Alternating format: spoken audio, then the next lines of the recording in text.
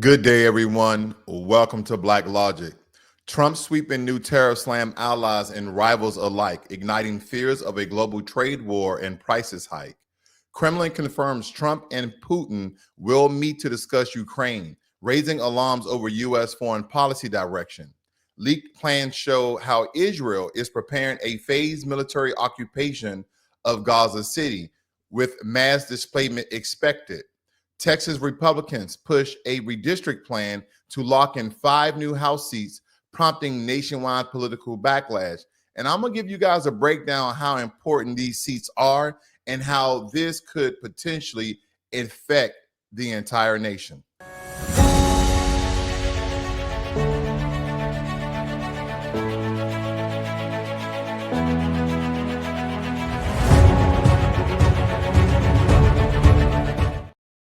So Donald Trump sweeping reciprocal tariffs that is ranging from 10% to as high as 50% have taken effect as of today and targeting nearly 70 countries, including Brazil, Switzerland, Canada, India, and the UE, and a couple more. And the hikes aim to bring in billions of dollars and reshape trade with added duties on pharmaceuticals and semiconductor chips. Economics or the economists, when it comes to economics, warn of higher consumer prices, global backlash, and possible court challenges. So again, the only question that I think that Americans have in these regards is this going to increase the products and services in America? And believe me, ladies and gentlemen, when I tell you this, that almost 8 out of 10 economists stating that it will, because eventually these other countries, these imports and exports that we receive from other countries, they will start to raise the prices to cover their businessmen and the productions of those products. So again, we all have to see how this kind of transform and reflects in our own economy, but chances are things will rise. It could be significant. So I don't want to raise the alarm too soon, because could there be some leveling off of inflation in America behind these tariffs, which then will decrease the amount of interest rates, and the Feds may lower the rates even more so than what they have? But I mean, we're still roughly around 6.2, 6.5, almost 7%. We were at one point in time 9%, so it has come down a little bit. But nonetheless, Americans are really looking around that 4 to 5% range when it comes to mortgage rates, car interest loan rates, and et cetera. So again, we'll see how that transforms within the government. Now, in a stunning turn, the Kremlin confirmed that Trump and Putin are set to meet in the coming days, the first such summit since 2021. Reportedly, that the UAE could host Trump's envoy, Steve Witkoff, called previous talk constructive. But critics warn that the move may sideline Ukraine and legitimize Russia aggression. And as we continue to look at this, and even though President Zelensky came to the White House and showed his entire tale to the United States of America, he did have a point. He stated during that time that President Putin could not be trusted. And rightfully so, weeks or maybe even a month afterwards, President Putin did not adhere to the words he spoke to President Trump. And this is not the first time that these two have met. So this is really nothing new. So when I look at international relations when it comes to Russia, it has always been sketchy, because some people are labeling Putin as a mastermind. That's what a lot of people are labeling him, because he continues to trick our American presidents each and every year. Now, some people don't want to even deal with President Putin, but because he has such a large country with Eastern European ties of influence when it comes to countries like Turkey, India, Pakistan, China, he's connected with these countries due to the massive amount of resources that Russia has. Russia has, millions and barrels of oil that these countries need, and as well as natural gas. So how could America on this worldwide stage avoid Russia? Russia is a major player in economics, is a major player when it comes to resources, is a major player when it comes to the spy game. And look here, folks, we are in bed with Russia. We are in bed with China, whether we like it or not. Not in the ways traditionally with trade in those regards, but at one point in time, we were definitely in bed. I want you guys to kind of just gloss over the Cold War. And the reason why that Cold War, because there was no troops on the ground, but it was a lot of spying, espionage, a lot of counterintelligence, a lot of those things were going on during the Cold War. And it was a space race simultaneously that were going on, and we were stealing secrets from them, and they were stealing secrets from us, and they had double and triple agents. So again, a lot of the ties that we had for Russia still remains. Again, there was a lot of Russian oligarchs living in America, living in Florida, living in California. So again, we have to deal with Russia, but as it pertains to Ukraine, should Ukraine have a seat at the table in negotiating the ceasefire and or peace treaty of these countries? Yes, but I must point out a very critical point in history. At one point in time, Ukraine was a part of Russia. Russia was a part of Ukraine. It was called the Soviet Union. And who was the founding fathers? Who constructed the Soviet Union? It was officials out of the country of Ukraine. So again, I've kind of broken that down in another video. You guys can go check that out on my channel. But nonetheless, I think in order for we pick a side and we trying to crown Trump as King Peace, that is going to be very difficult because we cannot trust Putin. And again, President Zelensky did point these things out, and Putin has flip-flop, twists and turns. But again, I believe there's a stronger play here because of the historic landmass that Russia has as it pertains to Ukraine, and the landmass that Ukraine has and how that was partitioned and divided. That could be an original part of Russia. So as this story unfolds, I'll keep you guys informed as well. Thank you guys for joining me here on Blacklogic. Please hit that subscribe button as well as a notification bell so you are notified every time I go live or release a video. These are some hot topics for you guys, because in Israel, of course, they are expected to approve a phased military takeover of the Gaza Strip spanning 4 to 5 months, centered on Gaza City. The plan envisions displacing up to 1 million Palestinians, fueling humanitarian alarm and risking the safety of hostages. Internal military dissent persists within Netanyahu's own cabinet. So what does Israel plan to gain by occupying Gaza for only 4 to 5 months? Well, let me speculate just a little here. I believe they're going to do hostage finding missions. They're going to really try to find these hostages. They're going to be going through tunnels and waterways. They're going to be looking in every structure that, any structure that is still upstanding. Because as I told you yesterday, and I said 90% of Gaza is demolished. I'm going to go a little bit deeper. I think it's roughly 95%. And the other 5% of those structures are not safe to live in and or stand in, because they're crumbling structures that have been bombarded by an onslaught of drones as well as bombs being dropped by jets. So again, we're going to see how this 4 to 5 months is going to be extended another 4 to 5 months to a year to 2 years if we allow this to take place. And I mean by we, I mean the United States of America and their allies. Because again, President Trump has not been on board as recognizing Palestine as a statehood, even though there's people with history and heritage and lineage of being Palestinian. If France and the UK are recognizing Palestine as a statehood, what are their benefits from this? What are the resources they plan to garner in order to back Palestinian statehood? Now, granted, if you're going to back Palestinian statehood, what does that mean? You're just going to recognize it like, oh, okay, we recognize you guys as a country. We recognize you guys as a region.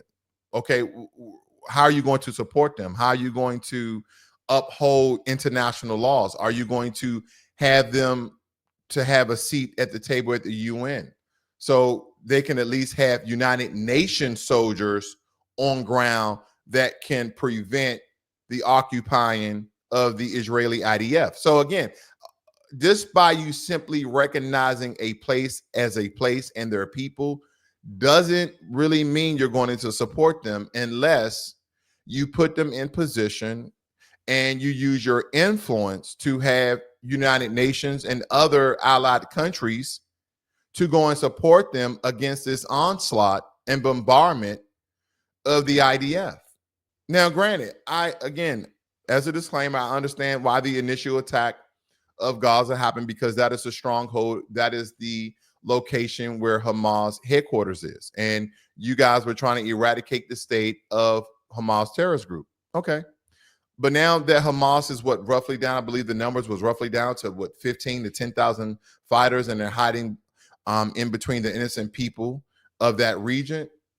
The only thing now, there's only two ways to go about this, ladies and gentlemen, in my opinion, is that you put troops on the grounds, you put secret agents on ground and find these people one by one, two by two, or you continue to do the onslaught and bombardment and bombing of this region where majority of the people are innocent.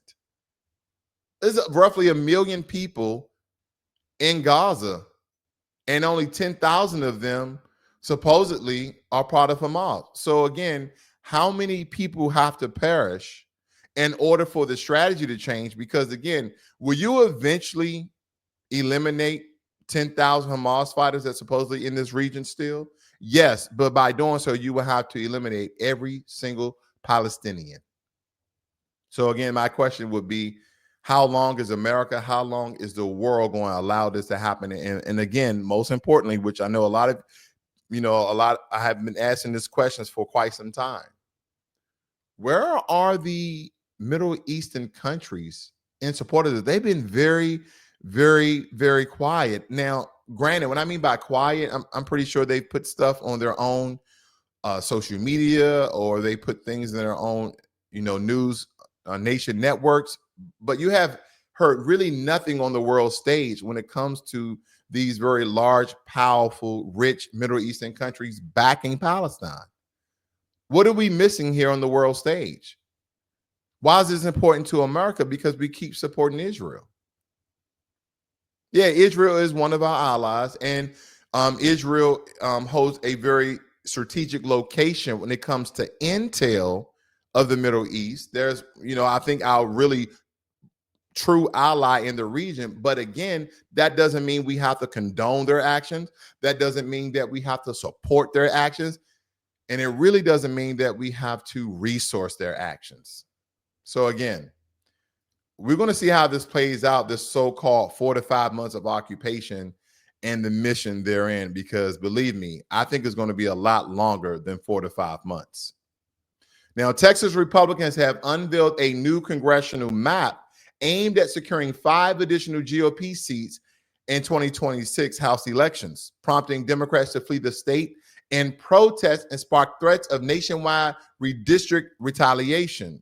States from California to New York are considering their own counter plans, because as you look at this story right here on your screen, folks, you're going to see that this plan started in Texas, but this is going to grow to California, having Texas to be 100% red, having California to either be split or turn red, Indiana, New York. Okay, they have a lot of states here, Missouri, and some of these, Florida, some of these states from time to time have flipped blue. Some of them have flipped red. But a lot of these states, they try to consistently have them to stay red. Now, a lot of times people may think that Florida have always been, no, Florida have been blue on some occasions depending on the candidate. But if you upseat Democratic seats, then you replace them with Republican seats, then they will always have the majority. Because as we look at the map and you look at the amount of votes that each state has, is based upon population. And then that's why they redistrict these things in order to garner more votes so they can have their politicians in place so they can always have the majority. This is why the Democrats are fleeing Texas, to prevent this quorum. And I guess people may, ask the question, is this legal? Because if you're not watching Texas right now, you're not paying attention to the future of America. Because what's happening in Texas isn't just the redistrict, It's red domination. Because Texas Republicans have pushed forward with a strategic redrawing of district maps that could unseat 5 Democratic held seats in the state legislature. But don't get it twisted, because this isn't just about local politics. It's a testing ground, it's a blueprint, and a political war room experiment. We are here for it, folks. This is why they're leaving the state of Texas, because of this redistrict plan. And they're trying to figure out how to stop it. Now, some may argue that the Democrats have majority of the country blue. And now it's time for the GOP to have the same influence, to have the same expansion when it comes through our nation. I know a lot of people may have, what if this works? You better believe that California, New York, Illinois, Indiana, and every battleground state with a GOP foothold is next. They're just going to line these states up as I showed you. You had Florida, Missouri, Indiana, California, New York on the list. This is about creating a political power vacuum and then filling it with red ink, red seats, and then red votes. So how does this work? Every 10 years following the census, states redraw their legislative maps. And they always show this on CNN, NBC, ABC, Fox. They always show how the country is divided between red and blue. Ideally, that reflects population shifts, but in the hands of political operatives, this becomes a legal weapon when it comes to politics. Because in Texas, the new GOP red district plan could, again, unseat 5 Democratic incumbents, consolidate Republican-heavy rural zones, and fragment urban, Black, and Latino communities that lean blue. They don't need to win hearts. They just need to move lines. This is why they do what they do, because areas that mostly probably voted Black and Latino, even some white, have always voted blue for their districts, have always voted blue in their counties. But when you redistrict and you redraw these lines, they don't have to win the hearts and minds of the people. See, as I told you guys before, you guys are looking at this as we are living in a democracy. We're living in a republic with representatives. And when representatives just draw a couple of lines and move a couple of seats and put people in place, then the people, you have to vote for a Republican. That's going to be your choice, a Republican or Republican. And believe me when I tell you this, it's all legal under the guise of redistricting. The Supreme Court has already ruled that the partisan gerrymandering is not unconstitutional. This is the Supreme Court stating, folks, that is not unconstitutional. And that means redrawing maps to help their party, whoever party, Democrats or Republicans, that is perfectly fine as long as it is not racially discriminatory, which they know how to disguise. It can be racial discriminatory even against, white, Black, Hispanic, and Asians, because not all Black people vote democratically. Not all white people vote for the Republic or for the Republicans, as well as Asians and Hispanics and all others. This is not all inclusive of how one demographic of people vote for another, but this is the majority. Now, historically, and unfortunately, majority of Black Americans have voted democratically. And again, that stems back from Lyndon B. Johnson signing inside the Civil Rights Act and Martin Luther King, Dr. Martin Luther King, supporting the Democratic Party because of the civil rights legislation. Now, if we come back in history and we look at a lot of the achievements that Black Americans have made socially and economically, and when it comes to our civil rights, those privileges and rights, and again, I'm not a Republican, I'm not a Democrat, I'm not an independent, I'm just giving you the truth, have been passed, have been supported, okay, this is prior civil rights, by the Republican Party. I think sometimes we just forget that the Dixiecrats, the party of the KKK. And again, I could break down and give you a whole rundown of what the Republicans have done historically and what the Democrats have done historically. And even to this day, the Democrats just get black faces and white places to have you to go ahead and vote, and we continue to receive nothing. We really need to wake up. And I'm not telling anyone to vote for the Republican Party, and I'm not telling anyone to vote for the Democratic Party. I'm just telling you to vote on your morals, value, ethics, and what you want out of this country and what you need out of this country. Just because someone sounds good, just because someone speaks to your feelings, this is about black and white. Because I told you, this country is not moral. This country is not ethical. This country is ran by laws and policies and regulations. Every law that's on the book is not ethical. Every law that's on the book is not moral. It's black and white. And even with black and white, believe me, there's 1,000 times more 50 shades than gray when it comes to politics in America. And the question I know some of you have is how the GOP could use this nationally. How could this comb out through all these different places? As I was showing you guys here, let me just go run through these states that the GOP plans on redistricting and redrawing lines. Again, we already been talking about Texas. California is a huge one. That's a huge one, okay? Indiana, New York, Missouri, Florida, I think that was the last one. Yeah, so again, we have all of these states. Okay, we have all of these states that they plan on just changing the dynamics of that state on.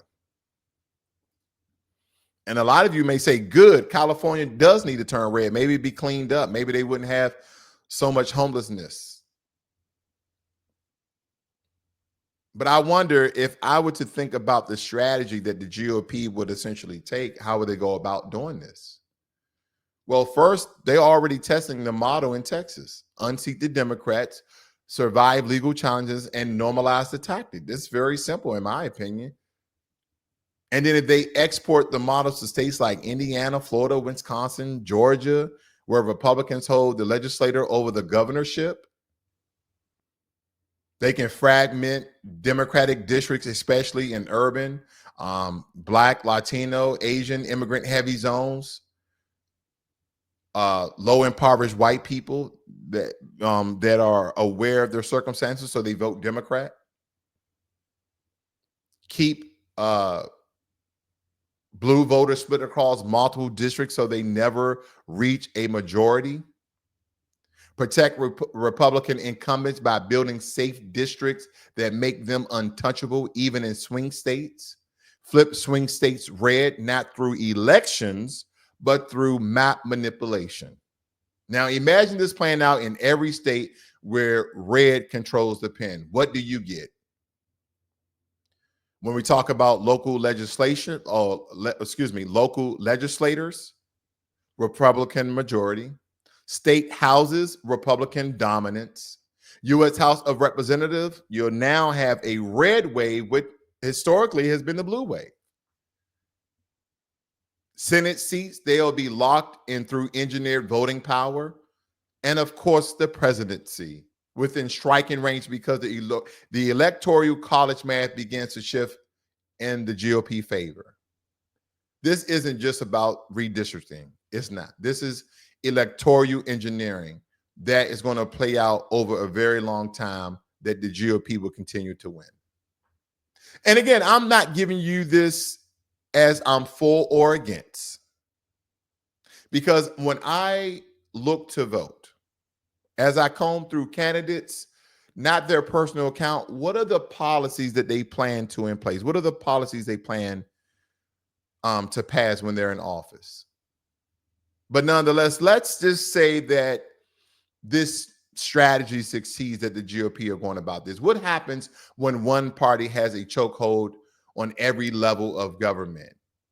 As we look at the judiciary branch, Republican governors can appoint conservative judges at the state level. State education boards, red ideologies dominate school curriculums. Yeah, this is going to go all through the infrastructure of every facet of America. We're talking about not only a red wave, but a red tsunami. because they would change, the justice system. They would change the education boards. What about voting laws? Republican-led legislators passed voter ID laws that, essentially rolled back early voting and purged some roles. And again, I am for voter ID. Yes, you should have you should have a legitimate ID when voting. Yes, we should be able to identify you. You're voting for these very influential and powerful positions in America, whether it be the president, the Senate, the Congress, your local alderman, your councilman, your governor. Yeah, you should have voter ID. In regards to Congress, with gerrymandered maps, GOP seeks become untouchable. No amount of campaigning can flip them back. As it pertains to the Senate, even with fewer people, red states start outweighing blue influence because of how state representation works. And the presidency, again, electoral college, math starts tilting red, not because more people vote Republican, but because the map have been rigged to favor them. That is what we're referring to. Now, compound that over decades. What do you get? You get a Democratic Party box out. And the only thing they can do is shout from the sidelines while the GOP runs up the score. You'll get a generation of people and voters who will be neutralized. Now, as it pertains to demographics, ethnics, and race, and as I say, even though more Black Americans are voting Republican, they're coming back to their wits in some regards, not saying that I support that or that I don't support that. But as it pertains today, you'll get a generation of, Black, Latino, young, and immigrant voters neutralized. Not by force, but by finesse. This is a finesse job. This is a slow motion political erasure, not with voter suppression tactics we've seen before with a pen and a district map. And the question still remains, why does this matter in 2026, 2028, and beyond? Because again, this is not about 2025. The midterms in 2026, if the GOP flips key states red, Democrats could lose dozens of local and federal seats, many permanently. And as we look at the 2028 presidential race, if electoral college lines shift due to red state growth and redistrict dominance, a GOP candidate could win without winning the popular vote. Again, we look at the 2030 census.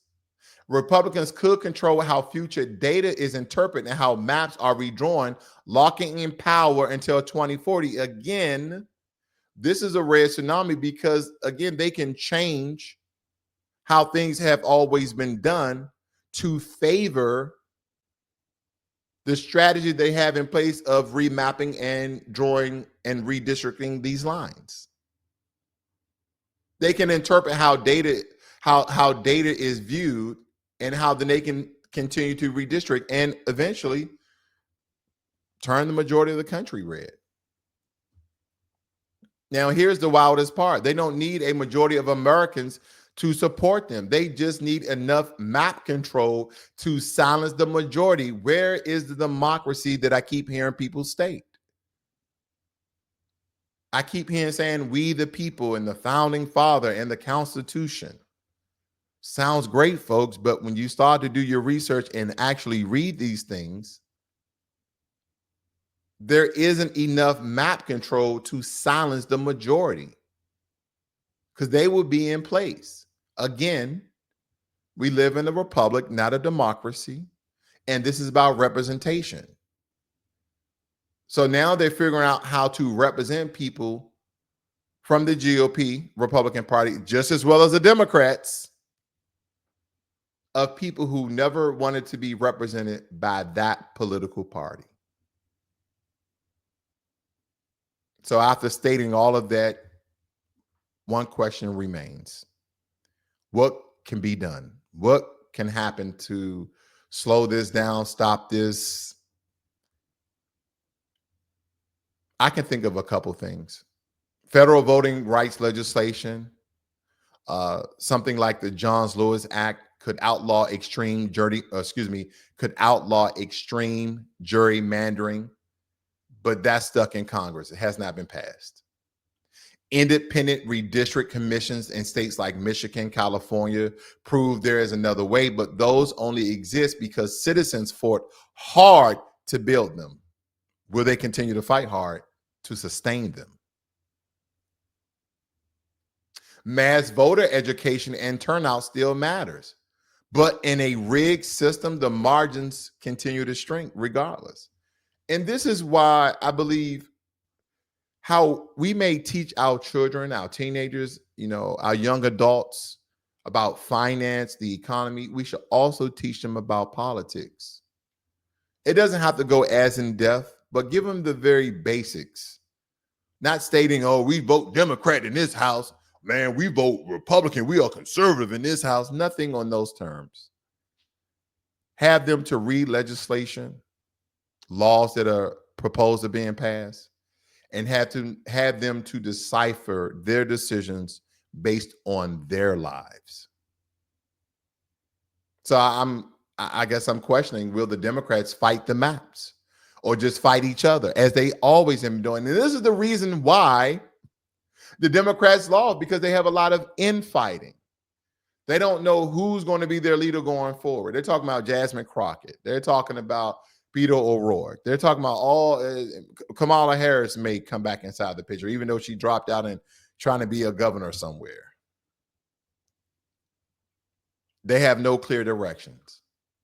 Because let me tell you this, if the Democrats lose these maps that I've been referencing, they will lose the game.